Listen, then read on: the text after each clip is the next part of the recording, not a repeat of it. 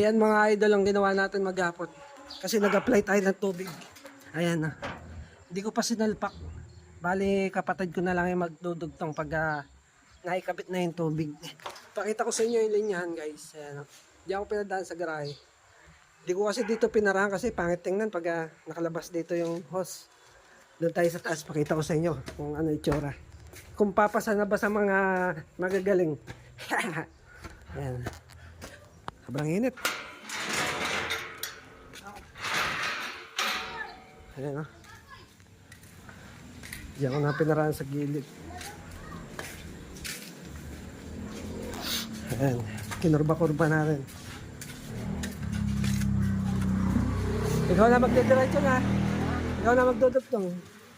Yung pa doon sa gilid ng baba. Pangit. No? Pangit. Pangit na sa harap. Okay na. Ayan. Ilalagay rin akong grape ko sa... Nakadikit na yan.